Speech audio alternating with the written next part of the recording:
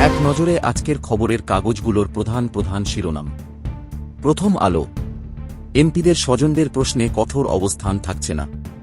ঋণদাতাদের কাছে $200 কোটি চায় বাংলাদেশ। খেলায় কেন জুয়ার বিজ্ঞাপন? বাংলাদেশ প্রতিদিন। চাপে পড়বে মানুষ ও ব্যবসা। সিদ্ধান্তহীনতায় বিএনপি।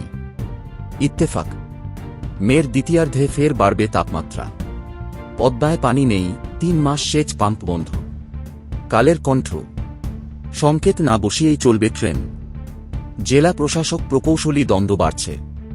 যুগান্তর।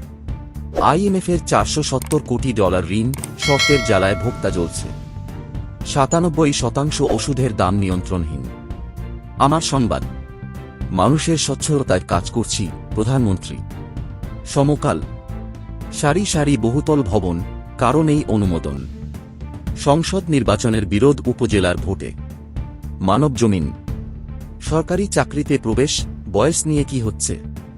রাজধানী জুড়ে বিদ্যুৎ চুরির মহোৎসব। আমাদের সময়। ঢাকার বা সট্টি পুকুরের 50টিই বিলীন। বণিক বার্তা। বিদেশি সহায়তার প্রায় অর্ধেকই যাচ্ছে ঋণের সুদ ও আসল পরিশোধে। বিহারি তরুণরাও এখন বিদেশে কাজের স্বপ্ন দেখে। ভোরের কাগজ। সিন্ডিকেটের কবলে মার্কেট। যায় যায় দিন। মূল্যস্ফীতির ঝুঁকি বাড়ছে। ইনকিলাব। নকল এনআইডি প্রতারণা, বিজ্ঞাপন দিয়ে বিক্রি হলেও নীরব নির্বাচন কমিশন। ট্রান্সজেন্ডারের নামে জাতিকে সমকামী করা হচ্ছে। দৈনিক কালবেলা। এবারও ডেঙ্গু ঝড়ের শঙ্কা, প্রস্তুতি কম। বহিষ্কার হলেও বিএনপি ছাড়বেন না পরাজিতরা। আজকের পত্রিকা। ভালো উদ্যোগে মন্দের ভয়। নয়া দিগন্ত। রাফায় হামলা করে হামাসকে হারাতে পারবে না ইসরায়েল, যুক্তরাষ্ট্র। দেশ রূপান্তর। অস্ত্র ভাড়ায় খাটাচ্ছে আশা। আলোকিত বাংলাদেশ।